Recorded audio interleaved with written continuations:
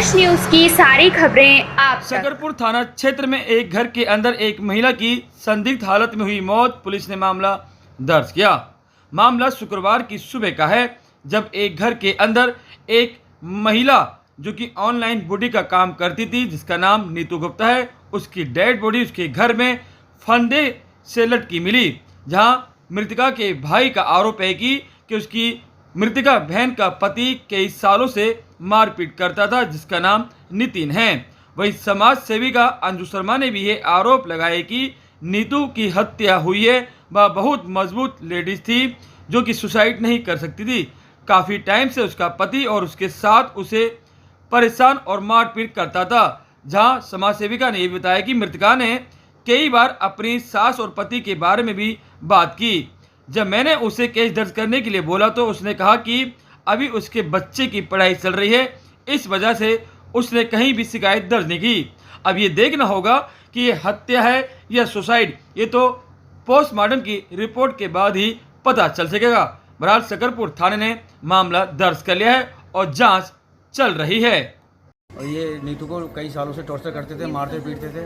वो अपना काम करके कमा के लाती थी। इनका लड़का कमा के नितिन गुप्ता कमाते नहीं थे कुछ भी, और डेली उसे तो बोलते थे कि कमा के जो लाइए मुझे दे, मैं खर्चा करूंगा, ये करूंगा, वो करूंगा। उसकी माँ भी मारती थी नितिन गुप्ता की, और करते करते ये कलेश खूब बढ़ गया। और आज इतना बढ़ गया कलेश, कई मतलब महीने में एक दो बार पीटते थे ये लोग उसको। वो कई बार वो नवेड़ा अपनी मम्मी के पास जाती थी और हम लोगों को बोलती थी भैया मेरे को ऐसे मारा। कई बार उसकी सर में चोट लगी।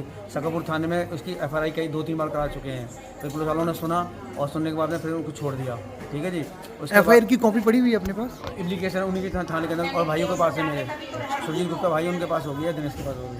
और उसके बाद में आज मामला इतना बढ़ गया कि घर में झगड़ा हुआ, झगड़ने से मार पीट के और उसको पीछे पे लटका दिया और मार दिया उसको। उसका एक लड़का है नीतू गुप्ता का, मन नाम है, 7-8 साल का है वो। मेरा नाम अंजू शर्मा है।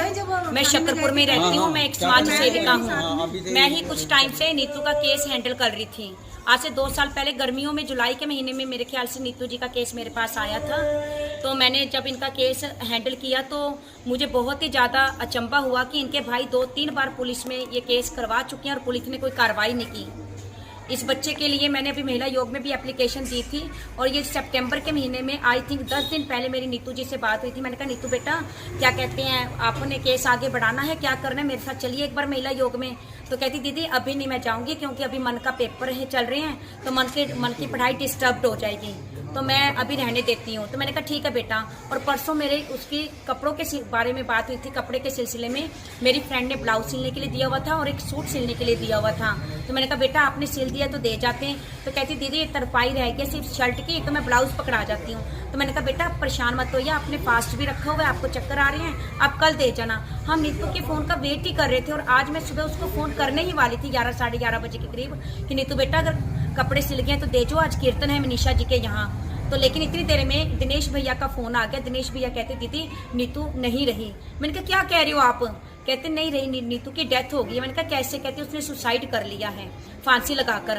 कहते 20 मिनट तक उनके हस्बैंड ने उनको अंदर नहीं जाने दिया कमरे में। अगर बाय चांस 20-25 मिनट पहले नीतू के पास चले जाते इनके भाई तो शायद उसके प्राण बच जाते हैं। और मुझे लग रहा है कि जिस नीतू ने अपने बेटे को स्कूल भेजा है बिल्कुल होशो हवास में, और नीतू बहुत ही ज़्यादा शक्तिशाली लेडी थी, बिल्कुल माँ दुर्गा का रूप थी। जहाँ चंडी बनना होता था वो चंडी भी बन जाती थी। मुझे नहीं लगता कि उसने सुसाइड किया। मुझे यही लग रहा है कि माँ बेटे ने मिलकर इसको